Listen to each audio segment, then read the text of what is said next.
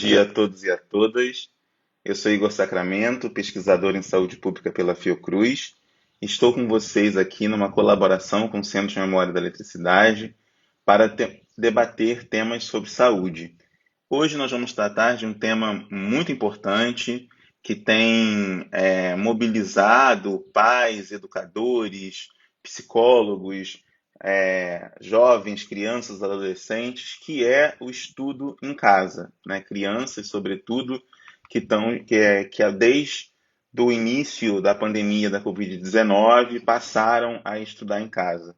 E a gente está vivendo também um momento agora, mais recentemente, acho que eu posso dizer assim, de uma tempestade de liminares, né? Ora permitindo o retorno do ensino das crianças e dos adolescentes nas escolas, ora proibindo, e isso produz, né, certamente mais incertezas em um momento de tantas incertezas e de tantas perdas. Nós vamos conversar hoje, é um prazer para mim. A gente vai conversar hoje, eu vou apresentá-la, já acabou de entrar na nossa live. A gente vai conversar hoje com a psicóloga e professora Márcia Regina Costa,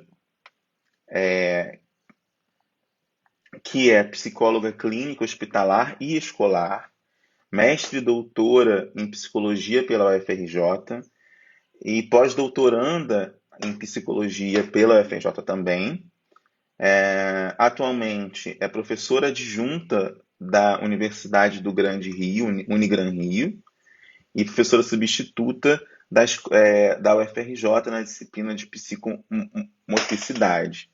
Ela também é chefe do setor de psicologia do Hospital do Câncer, do INCA, né? E foi coordenadora da área de psicologia também do INCA. Atualmente ela coordena e é docente colaboradora dos módulos de residência multidisciplinar em oncologia do INCA. Então, ela trabalha com vários temas, tanto voltados à psicologia hospitalar, especialmente associada à oncologia, mas também ela trabalha com temas como a família, criança, corpo, psicomotricidade, psicanálise, medicina e aconselhamento genético e psicologia escolar. É justamente de psicologia escolar, de escola e do ensino em casa que nós vamos conversar hoje com a Márcia Regina Costa. É um prazer. Muito obrigado, Márcia.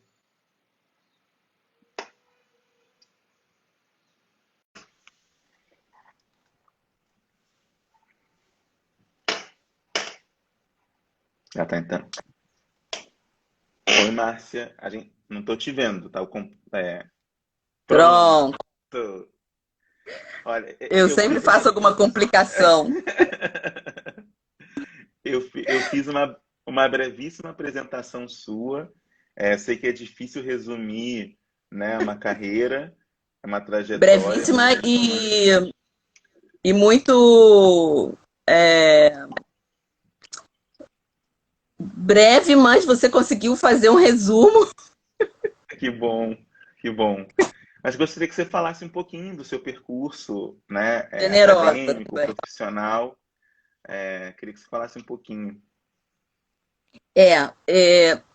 Para falar do meu percurso profissional, eu vou me deter na questão do meu interesse pela escola, né, pela área escolar. Eu fui fui formada pela Universidade Gama Filho, né, antiga Universidade Gama Filho. Sempre trabalhei, né, na parte, principalmente assistencial,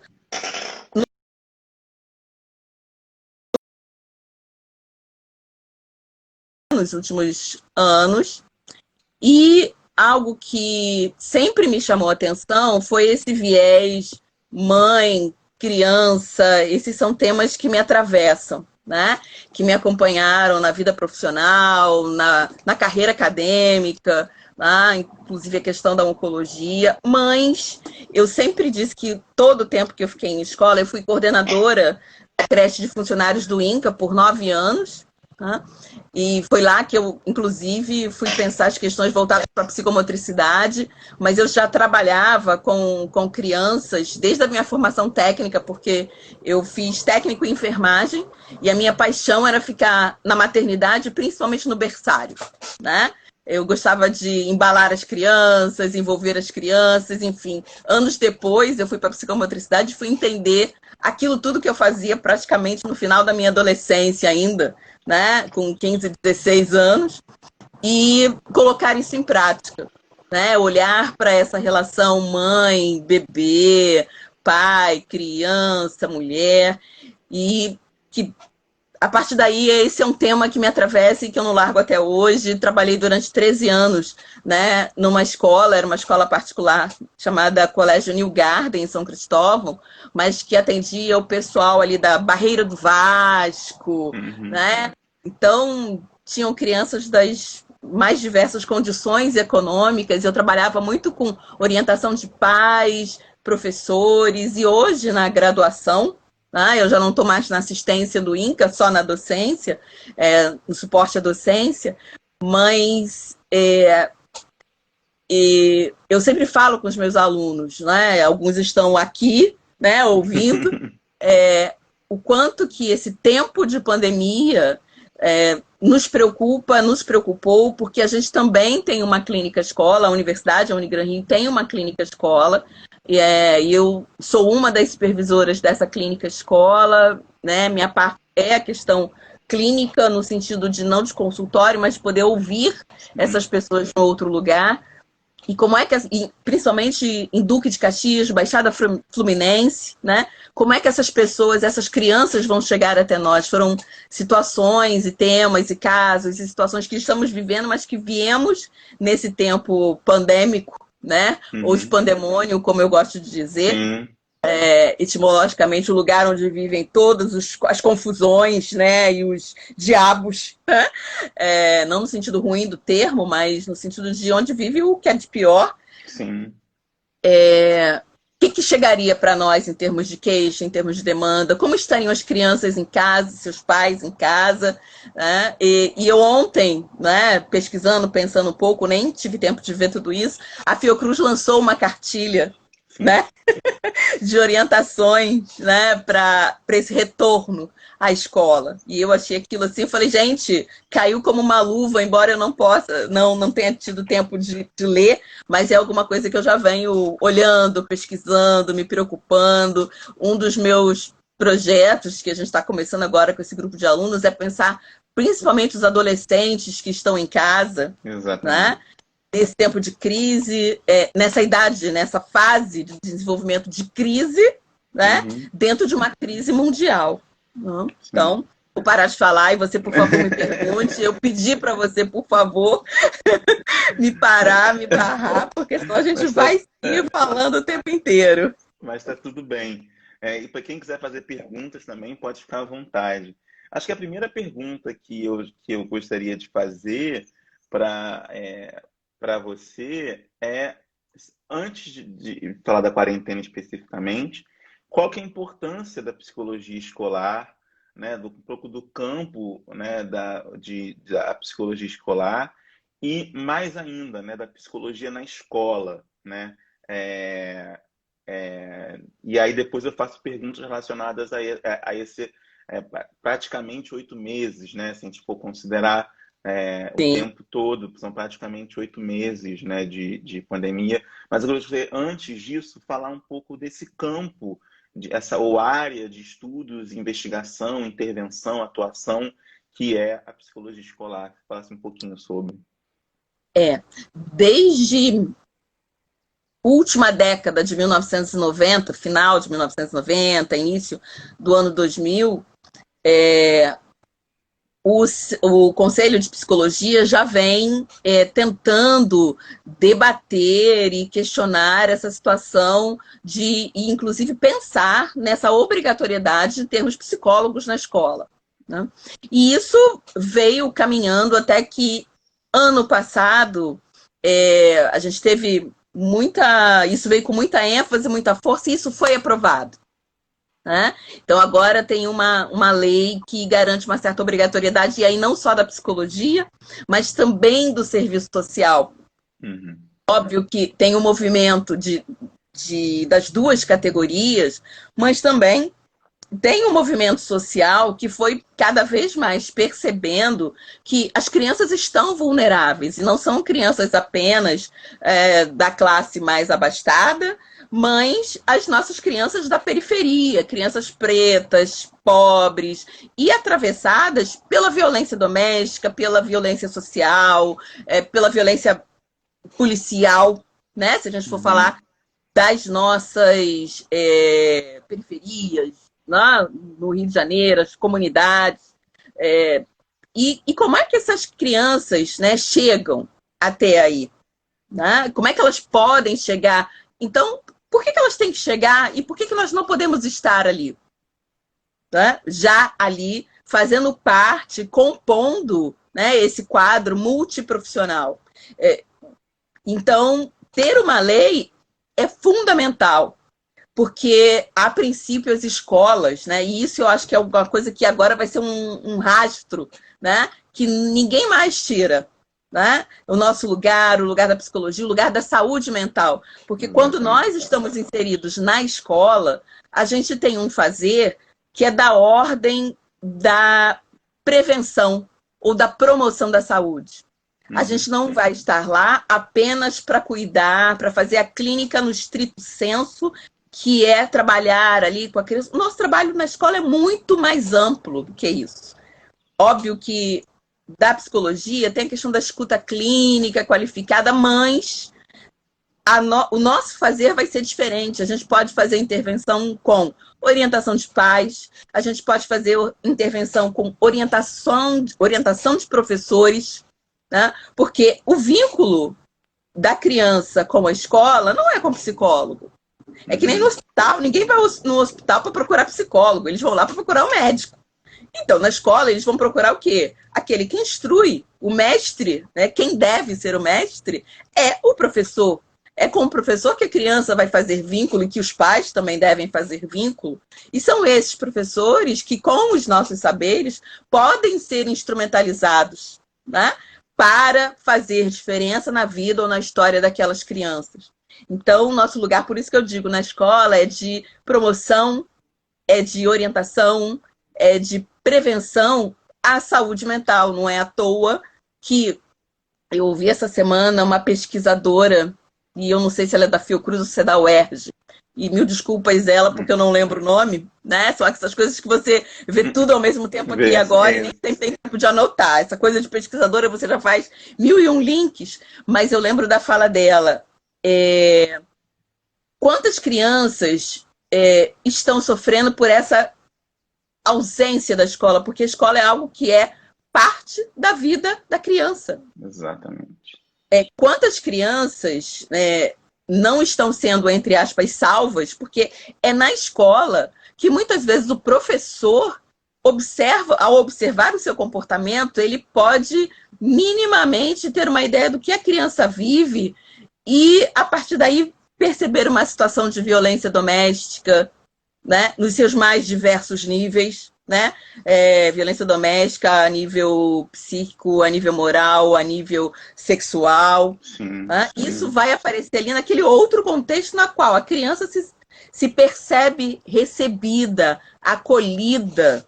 Né? Segura. Então, segura, exatamente, né? É segura. E isso é fundamental. Então, estarmos na escola é algo que eu digo para os pais que orientam ainda hoje, e quando eu efetivamente estava, eu falo disso, trabalho na área escolar, estar dentro de uma escola, é um trabalho que, para os pais, eu digo, vai economizar, entre aspas, o dinheiro de vocês lá na frente. Uhum. Porque aqui a gente já está promovendo e possibilitando vocês a repensarem esse lugar de ser pai, de ser mãe, das vivências que vocês têm, né? Das vivências que vocês têm com a criança, como a criança pensa, porque as pessoas não sabem. Uhum. né? Como é que a criança pensa? Cada um parte muito da sua perspectiva pessoal e muito distante daquilo que ele já foi quando criança. E às vezes trazer isso, perguntar para o pai: você lembra quando você foi adolescente? As coisas que você aprontava? Aí o pai: é mesmo, né? Seu filho também pode aprontar, né? Enquanto criança, enquanto adolescente, ele está num processo.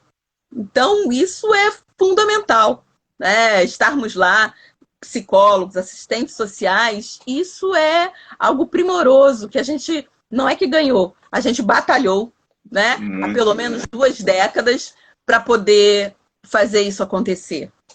muito bom, Márcia.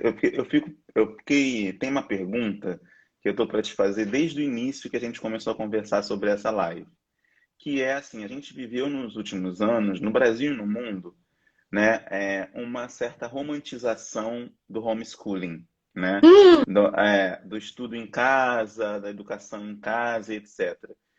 E a pandemia colocou todas as dificuldades, assim, parece que, né, de uma vez só, todas as dificuldades e obrigou a muitos pais e mães responsáveis por crianças pensarem, né, sobre o que é, quais são os desafios que envolvem educar, que envolvem o ensino infantil, sobretudo, mas também o ensino para adolescentes, né, que são inúmeros desafios, desafios que envolvem o uso das tecnologias, que envolve a aproximação, que envolve a comunicação, como comunicar com essas crianças, com esses adolescentes, num contexto marcado por tantas informações e tantas, né, formas, né, de consumo, distração, divertimento, etc.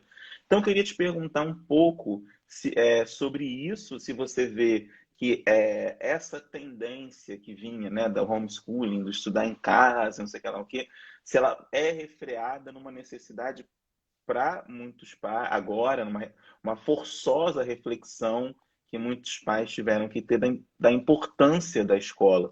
Eu queria que você falasse um pouco sobre isso. Primeiro, sobre o homeschooling, né, e da importância da escola, como sociabilidade, como espaço de afeto, segurança e também de ensino, né? A escola não é só ensino-aprendizagem, é também espaço de sociabilidade, de formação de caráter, formação de relações, formação de amizades, de vínculos, né? Enfim. E é muito interessante essa pergunta que você me faz, porque no final do ano passado, né, 2019, um dos meus alunos lá da graduação de Educação Física, que também é formado em Direito, esse foi o tema do TCC que eu orientei, né, sobre homeschooling. Né? E foi muito interessante, porque a gente debatia, conversava, né, víamos as leis, o que traz, e o trabalho dele, imagina, né, um educador físico, né? Um professor de educação física discutindo a questão do homeschooling, porque, e aí, como é que fica o corpo nisso aí? Uhum, Né? O corpo também uhum, precisa estar presente.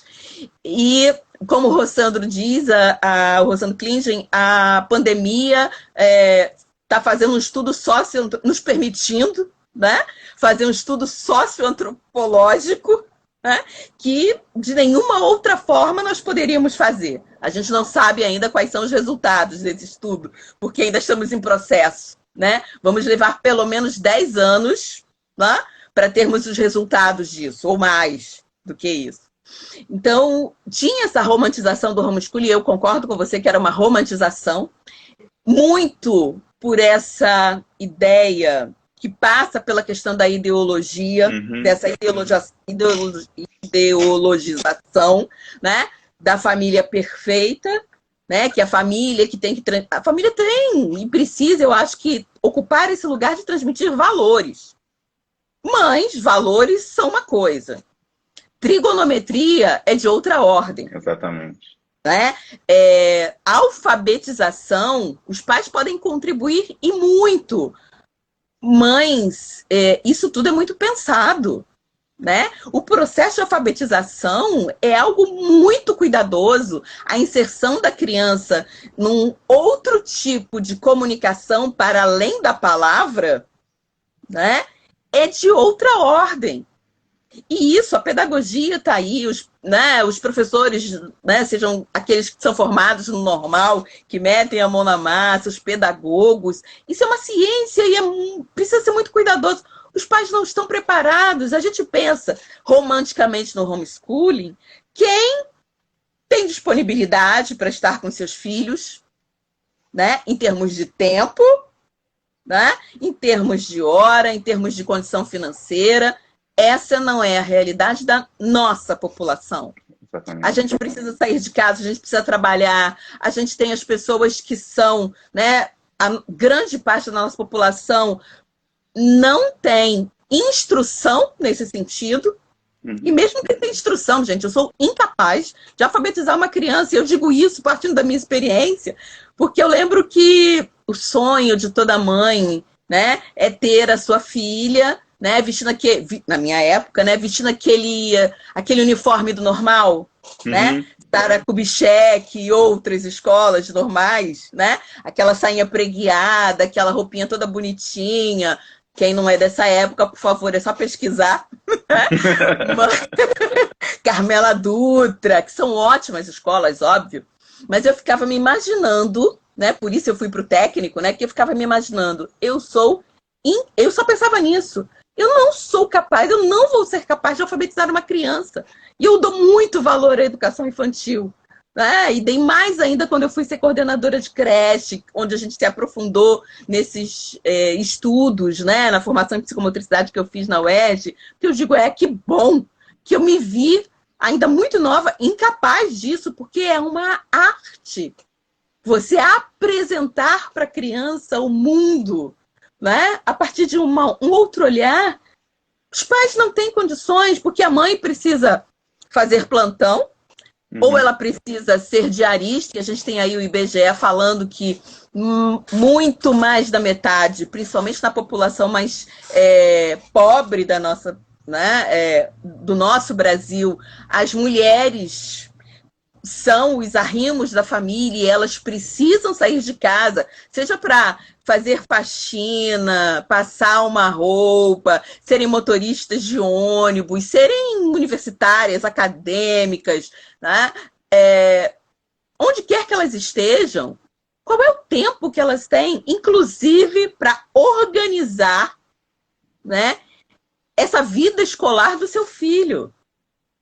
Né? Aqui eu estou vendo assim rapidinho uma coisa do YouTube, que é a Elisângela Macedo Quintanilha, que era diretora pedagógica dessa escola onde eu estive. Nós trabalhávamos muito juntas, né? Trabalhando durante anos, né? E ela era uma alfabetizadora assim de mão cheia, né? E eu dizia, eu sou incapaz de fazer isso que vocês fazem, né? Com qualquer técnica que me deem, eu vou me atrapalhar. Então, como é que é possível a gente pensar, né? A gente está vendo agora na pandemia, né? Onde a pandemia agora está chegando, né? Nas comunidades, onde as pessoas só têm um cômodo, onde as famílias não têm acesso à internet, né? Se tem um celular, não consegue ter um programa de dados suficiente para suportar 4 horas. 4 horas de aula, né? Os professores não conhecem os N recursos, né? Eu estou aprendendo com os meus alunos, né? Com as possibilidades que a universidade me dá, seja a UFRJ, a Unigran Rio, o que eu posso fazer aqui nesse mundo virtual. E isso não é fácil. Imagina aquele que tem que se preocupar com a subsistência, né? Que não foi um profissional que pôde parar na pandemia, não porque ele é um médico, mas porque ele é o copeiro do hospital, ele é o motorista, ele é o vigilante do hospital, ele é o caixa do supermercado, ele é aquele que faz entrega de um lugar para o outro, ele ou ela, né? É aquele que é o entregador oficialmente, ou que trabalha em farmácia. Esses não puderam parar. Como é que vai se bancar na vida dessas pessoas poderem fazer a escolha do homeschooling? Não é uma escolha. Não é uma escolha. Não é uma escolha. Sem falar nas dificuldades relacionais, né, que não é aquela de sábado e domingo. É aquela que a semana não tem mais sábado e domingo.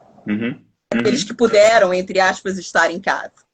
Né? E o que isso presentificou na vida ou na história das pessoas? Essa é uma questão muito boa, né, que você coloca, né, de quem é que pôde estar em casa, quem não pôde. E aí, assim, a gente tem situações muito específicas, né? Por exemplo, crianças estudando em casa, né? Crianças em casa sem estudar, porque os pais não têm condições de, né? Porque tem que trabalhar em casa. Pais que precisam sair de casa e não têm onde deixar as crianças, né? Porque precisam trabalhar. Essa é uma questão, é uma realidade do nosso país, né? Usando a expressão muito comum da viração, né? De se virar, né? Ir para a rua para se virar, para trazer o do dia, né? Essa é uma realidade do nosso país. E é do dia mesmo, né? É do dia mesmo, é do dia mesmo, é se virar para trazer o do dia mesmo, né? Então, é um contexto muito diverso. Queria que você falasse um pouco disso em relação a como que aí fica o lugar da escola, né? Como que aí fica o lugar, e nesse caso da educação relacionada com a saúde, porque a gente está vivendo uma tempestade de liminares, né? Ora, né? Abre, não abre. Isso produz ainda mais ansiedade, né? Tanto nos pais quanto nos estudantes, né? Ainda produz mais ansiedade. Então, eu queria que você falasse um pouco sobre esse contexto de tanta diversidade e como, né, de que maneira os responsáveis pelas crianças, sejam os pais, as mães, ou avós, tios, padrinhos, quer dizer, responsáveis pelas crianças, como que eles podem lidar com esse contexto que se arrasta por tanto tempo, né?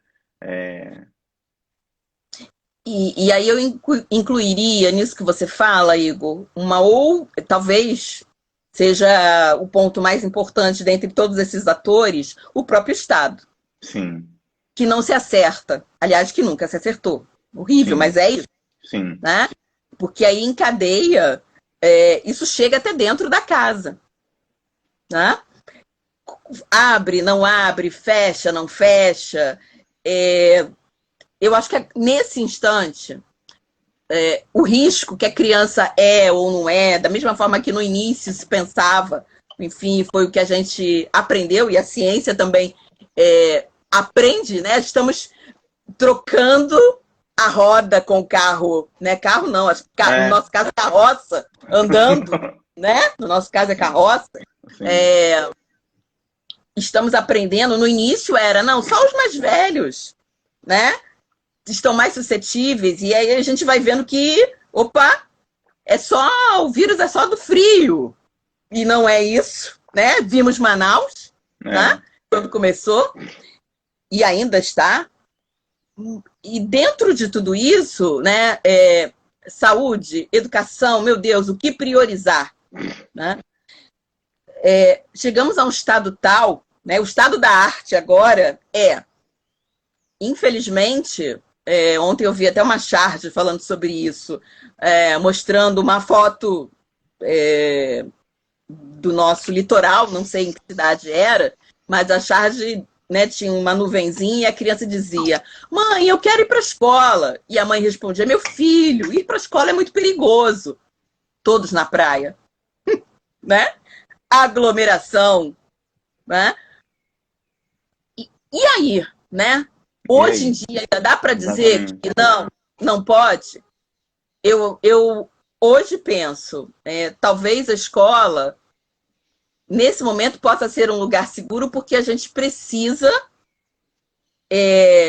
primeiro, pensar nas questões de socialização. As crianças que estão em casa estão sofrendo, porque crianças e adolescentes, né, e mesmo adultos jovens, né, porque tem toda a questão que você trouxe da troca, da socialização, né, e tem coisas que só acontecem na escola. Sim.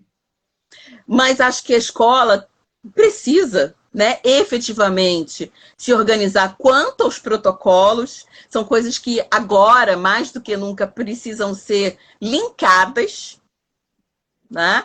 Precisamos, e eu acho que a nossa cultura, a máscara vai permanecer durante muito tempo.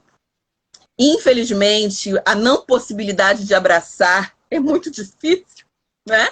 Mas família e crianças e escola vão precisar mais do que nunca fazer um trabalho uníssono para que essa volta, esse retorno gradual, enfim, aconteça. Porque como é que eu proíbo uma criança de ir para a escola se eu levo ela para a praia, eu enquanto família? Né? Nós não conseguimos pensar, e aí eu digo que grande maioria da população, diante do que a gente vê, coletivamente, a saúde não é minha saúde. Eu tenho a possibilidade, a opção de ficar em casa por aqueles outros tantos que não conseguem. Então é uma posição política também, não é ideológica, é uma posição política. Talvez seja mais fácil para nós que estamos na saúde pública. Mas como o Estado não foi capaz de transmitir essa informação, as pessoas, o povo, né, ficou ao léu, né? Ficou à mercê disso que a rede social se transformou, nessa informação do blá, blá, blá. Sim. Né? E não no suporte da ciência, porque isso não chegou até as pessoas. E essas pessoas, umas não apenas pela ignorância, não ignorância no sentido de burrice, né? Mas ignorância no sentido do não querer saber. Umas foram nesse sentido, né? Outras porque não conseguiram acessar. Sim.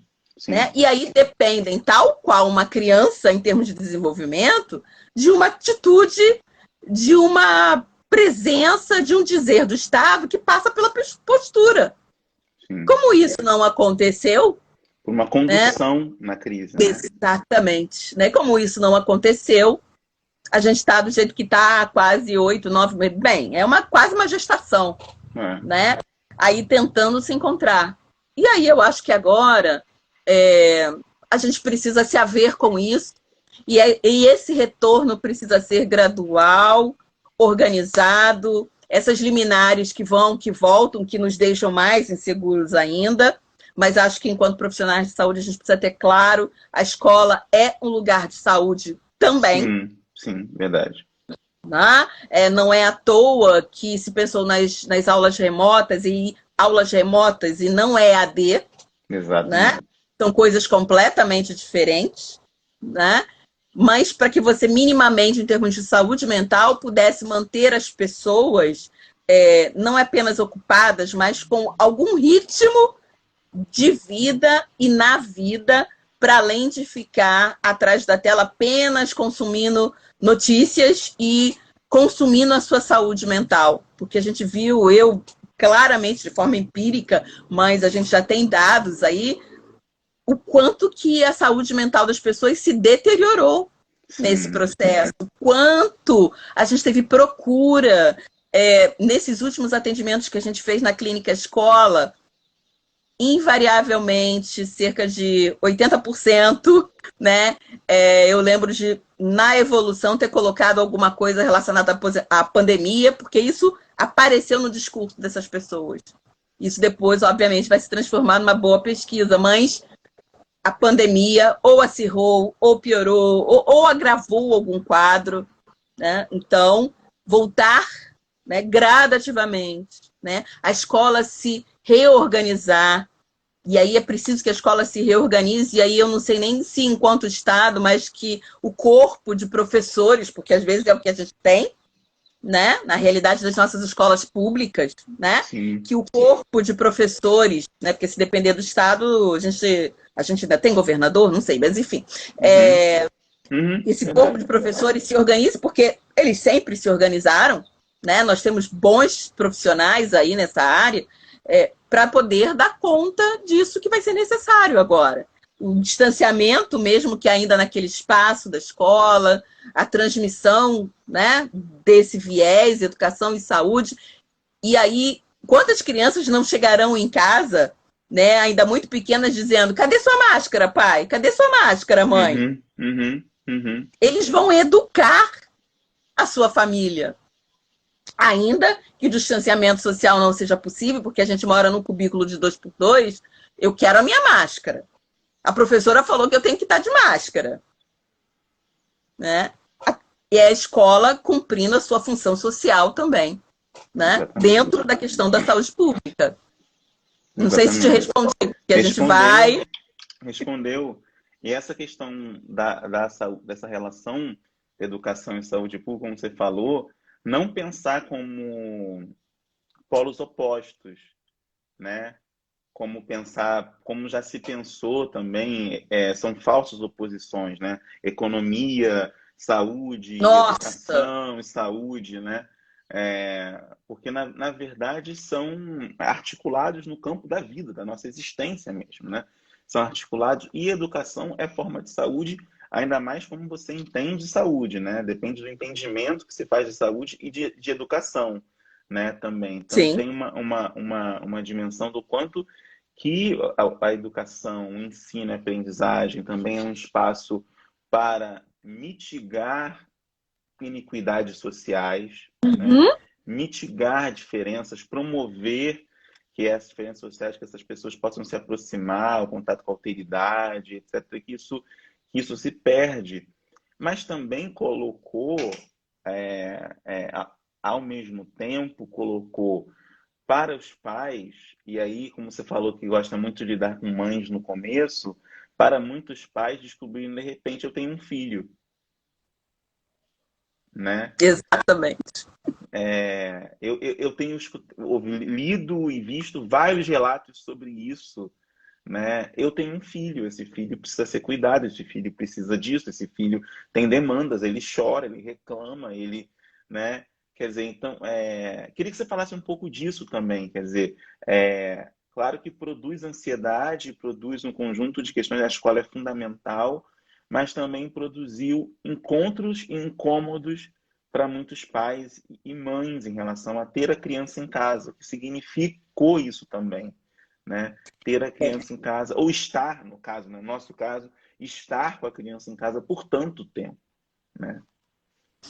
E é muito interessante isso que você fala, começa falando, o quanto que a gente obrigatoriamente teve que sair desse viés maniqueísta, né?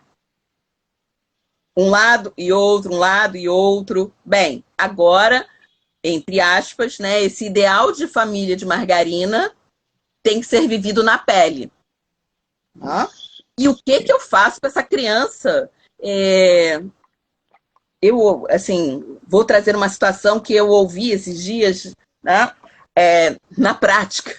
Né? Uma mãe que falava, mas eu não sei do que minha filha gosta.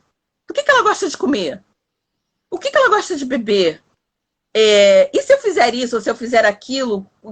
Porque antes eu deixava na escola, a escola dava comida, né? Fazia o que queria entre aspas, mas, enfim, eu só chegava à noite, à tarde, eu tinha aquele tempinho, né? Aquele tempo de dar janta, talvez, de dar banho, que não é errado, tá?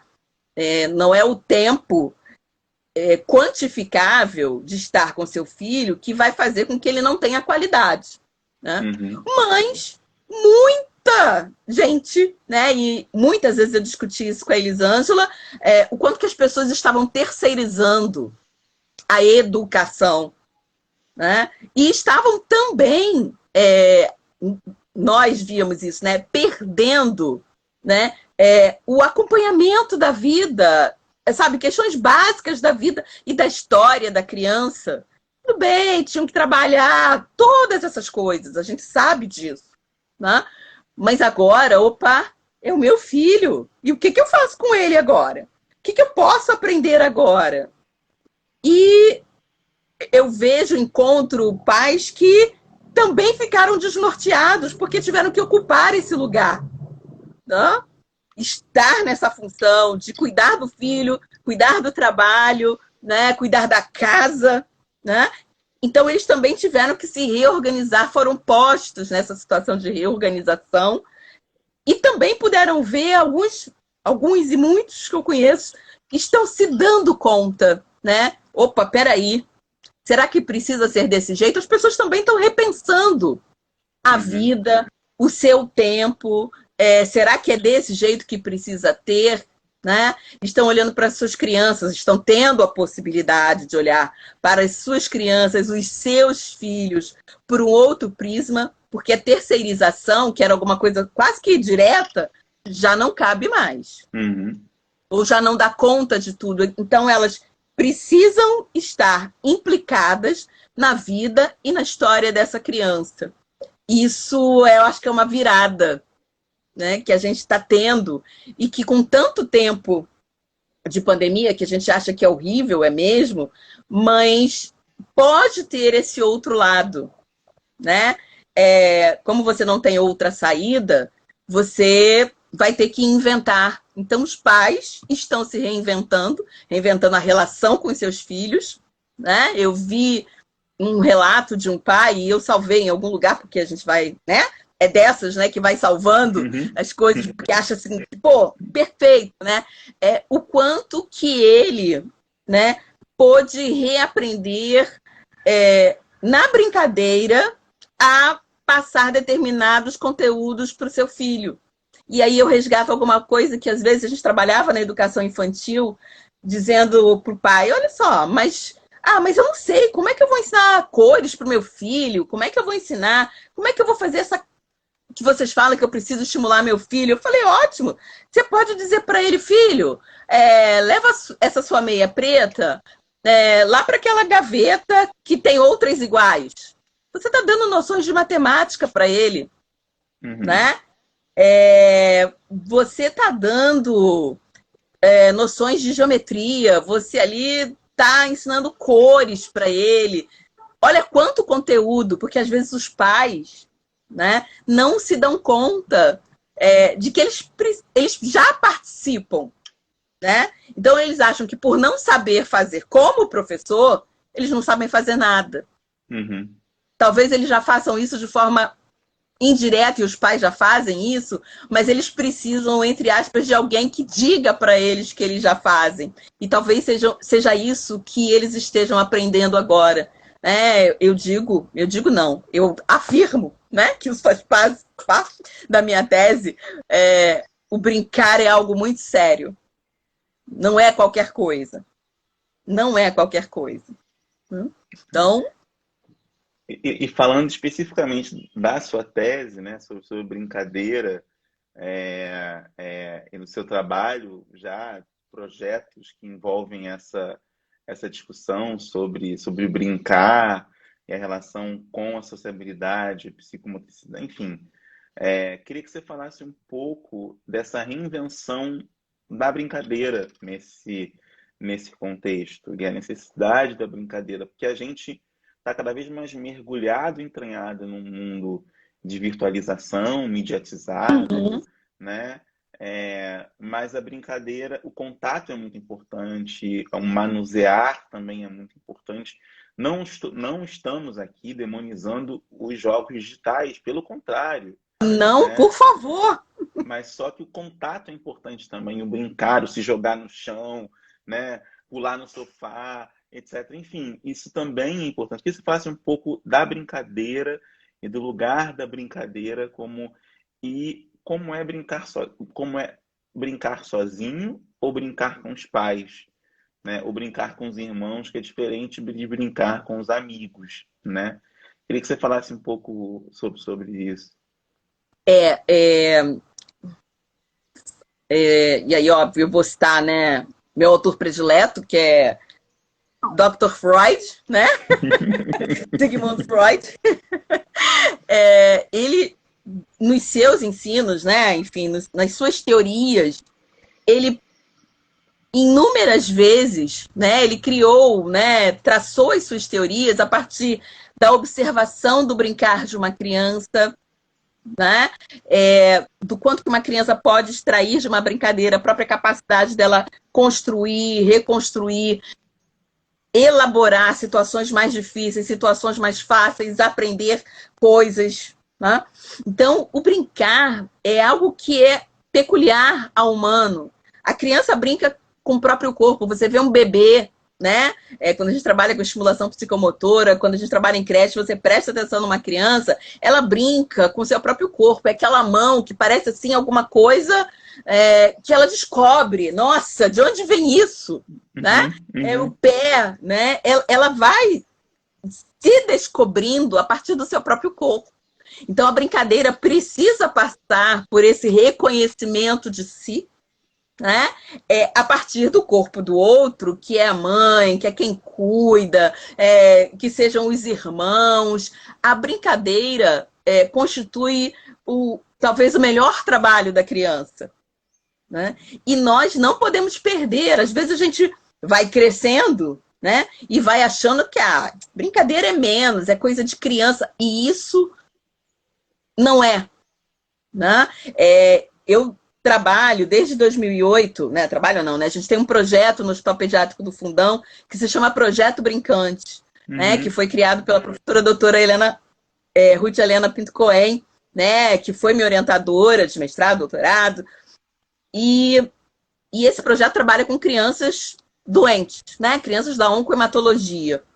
E que, inclusive, quando você fala da tecnologia que a gente não pode demonizar, a gente há uns 2 anos já vinha percebendo nas crianças essa coisa do uso ali dentro do hospital da tecnologia, mas não da biotecnologia. O uso do celular, do tablet e tal. E eu falei, gente, a gente precisa se aproximar, porque isso também pode ser uma forma de brincar. Do que a criança brinca? Que jogo ela escolhe? Né? Então, teve um trabalho da iniciação científica do nosso projeto que foi apresentado sobre esse outro olhar para a tecnologia. Mas que, apesar disso, a gente não pode prescindir desse corpo a corpo, né? Desse rolar no chão, né? Desse jogar a bola para o outro. Por quê? Se a gente pensa, né, pelo viés da psicomotricidade, e aí meu monitor maravilhoso, professor Giovanni Frederico, está entrando aqui na live, né? A partir desse corpo, né, que a criança um dia, né, em algum momento que é lá o da alfabetização, vai transformar aquela rodinha, aquele brincar de roda, né, na letra A. Uhum. Se você não vive isso com o seu corpo, no seu corpo, isso vai ser, né, muito mais difícil, isso vai trazer prejuízos na sua própria história, com a educação, com a aprendizagem. Então, brincar, a psicomotricidade, quando olha principalmente para essa questão da educação psicomotora, para estimulação psicomotora, pensa nisso, né? A criança ser capaz de olhar esse corpo como inteiro para que ela possa fazer uso da forma mais integral possível na educação e na vida. E aí a gente passa pelas questões da imagem corporal, né, da construção de como ela se vê, como o outro a vê, a questão que não é apenas do esquema corporal, que é algo da nossa espécie, mas algo também que é construído nas relações. Exato. Né? Que é o outro, né? O outro igual, que é o irmão, que é o colega da escola, que é o amigo, mas é também aquele grande outro que é quem cuida, né? Quem está ali oferecendo o suporte necessário para aquela criança lidar com essas invenções das mais variadas ordens. Muito bom. Caminhando, a gente está na reta final, porque senão a gente perde. Não, faltam Cai, 10 né? minutos. Faltam 10 minutos. Então, acho que dá para fazer mais uma. Se alguém quiser fazer mais alguma pergunta, fiquem à vontade. Eu repasso a pergunta para a Márcia. Mas eu tenho ainda algumas perguntas. E uma delas, você está falando muito da brincadeira, e aí eu fiquei pensando também na dificuldade. Eu vou falar um pouco da nossa, né? Da nossa profissão como professores, que assim tem uma dimensão do espaço do aluno que também é um espaço de não nego também de sofrimento, inquietação nesse momento, mas também para os professores não está sendo fácil, né? De um dia para o outro, lidar com aulas né, remotas, um processo de adaptação meio forçoso, porque não é EAD, né? Lidar com essas tecnologias ou não, experimentar, né? Então, eu queria que você falasse um pouco também, quer dizer, dessa. E uma outra coisa que me chama muita atenção, então são duas perguntas em uma. Não só os professores, não só os alunos têm dificuldade com acesso à internet, os professores também, especialmente os professores da rede pública, né? Sim. A gente não pode silenciar isso, né? Como se fosse algo fácil, simples, né? Mecânico, basta, né? A aula online, mas a partir de quê? Da minha internet, do meu celular, do meu computador, quer dizer, essa certa omissão ou desaparição do Estado em algumas dimensões como essa. Então eu vou trabalhar como? Do meu computador, é isso? Assim, só para, né, usando a minha internet que eu pago com o meu salário, quer dizer, ou pagando extra dados celulares para poder dar aula. Quer dizer, acho que tem uma questão, como, né, você tem larga experiência com isso, queria falar um pouco das dificuldades dos professores, tanto do ponto de vista emocionais, né, de organização do trabalho, para dar aula, etc., quanto desses pontos de vista que são estruturais. A gente tem pouco tempo, mas eu queria deixar essa pergunta por último. Tá. E se eu esquecer de alguma coisa, você me lembra se der tempo, se a gente não cair Tá. antes. Tomara que não. É, eu acho que para os professores, né, eles também, talvez nós sejamos privilegiados, Sim. mas a gente tem professores das mais diversas camadas socioeconômicas, né? E é isso. O meu pacote também é de dados, né? E aí o que meu salário atrasou, como é que eu vou dar aula para os meus alunos, não só na questão de construção de um saber novo, né? Mas também de viabilizar, porque afinal eu também sou mãe, estou em casa, tenho que fazer comida, tenho isso. Nossa! Né? Também vivemos na pele toda essa ordem de confusões. Né? E não tem uma coisa pronta.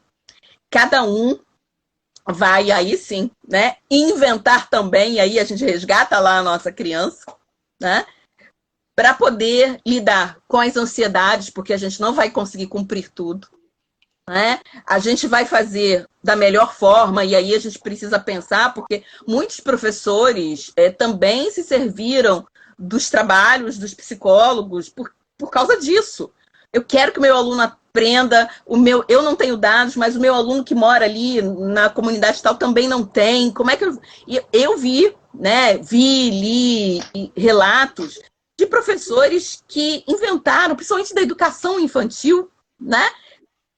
Assim, tiraram da cartola, né, mirabolantes situações, né? Tinha uma professora que ela levava, e eu nem sei se ela tinha dinheiro de passagem, mas ela levava de casa em casa, dentro de uma sacola de mercado, atividades que ela xerocou, não sei nem se ela tinha dinheiro, ou ela mandava para o pai, para o WhatsApp, possibilidades de atividades que os pais podiam utilizar e fazer com as suas crianças.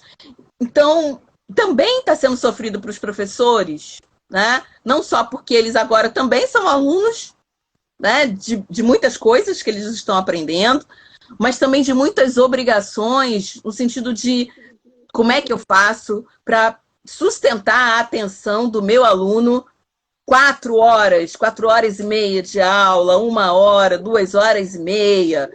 É um tempo, né? Como é que eu vou trazer a prática da minha disciplina para o meu... Tudo é uma invenção, e isso não é sem sofrimento também para o professor. E eu vi esses exemplos, né, em professores com menos condições, né, de todas as formas, e que eles vão inventando. Eu, particularmente, tenho uma aluna né, que trabalha com crianças, numa escola com crianças autistas, né? E nós discutimos muito essas situações, e uma das coisas que a gente acabou também foi um espaço, né, no qual ela pôde se colocar e a gente pôde minimamente construir algo que ela já tinha, né? Ela falou, olha só, talvez eu não tenha total acesso ou possibilidade de acesso por causa de... para assistir a aula, ela tinha dificuldades. Imagina para trabalhar, né? E com crianças, né, que tinham um diagnóstico do TEA, né? Transtorno do espectro autista. Então, o que ela fez? Ela conversava pelas mães por WhatsApp. Ela dava suporte às mães. Como é que você está? Como é que o fulano está? Será que talvez, né? E aí, se a mãe trouxesse alguma dúvida, ela sentava junto com o grupo dela pelo WhatsApp e pensava possibilidades de levar algum tipo de informação que a mãe pudesse, né, entre aspas, fazer com a criança, alguma atividade, alguma brincadeira.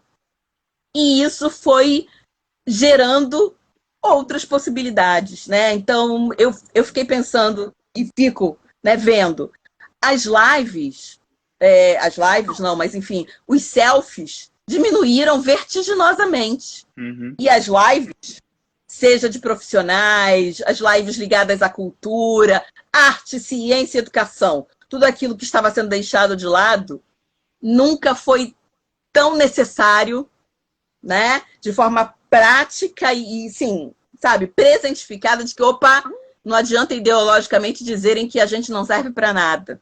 Servimos né? muito, né? Servimos muito e estamos aqui, né? Fazendo valer o nosso lugar e sustentando que somos necessários, né? Não adianta dizerem que Paulo Freire não existe, né? É ele que faz com que a gente pense a partir do lugar onde o outro está, né? E de acordo com a vivência do outro. Exatamente. Para a gente construir, reconstruir, ressignificar e levar uma outra forma de fazer. Isso é brincar. Isso é brincar. Nossa, muito obrigado. Eu estou literalmente arrepiado, emocionado. Muito obrigado. Nada, eu que agradeço a oportunidade. Essa fala final da importância da alteridade, da empatia, como brincadeira, né? Muito, muito, muito bonito e muito bom contar com uma profissional como você no campo da educação e da saúde. Agradeço muito você ter compartilhado seu conhecimento, sua experiência com a gente. Eu que agradeço. Muito, muito, muito obrigado. Acho que a live, para quem não pôde assistir, vai ficar disponível no canal do IGTV, do Instagram da Memória da Eletricidade, e também no canal no YouTube, quem não pôde acompanhar tudo. Eu aqui, em nome do Centro Memória da Eletricidade, só tenho a agradecer. Márcia, muito, muito obrigado mesmo pela manhã. Eu que te agradeço. Eu te agradeço pela oportunidade, porque você vê, a gente também inventou. Eu estou aqui falando com você, alguns alunos estão aqui na live, outros alunos estão ouvindo online, porque não tem Instagram, não tem acesso, não tem como entrar nas duas coisas. Então, estamos literalmente vivenciando e experienciando aquilo do qual a gente fala, né? As invenções do dia a dia. Muito bom. Muito obrigada. Estou disponível para o que você necessitar. Obrigado, querida. Muito obrigado. Nada. Um beijo. Eu que agradeço. Muito obrigado. Obrigado. Beijo, tchau. Obrigada a todos que estão aqui. Obrigada, tchau. Tchau.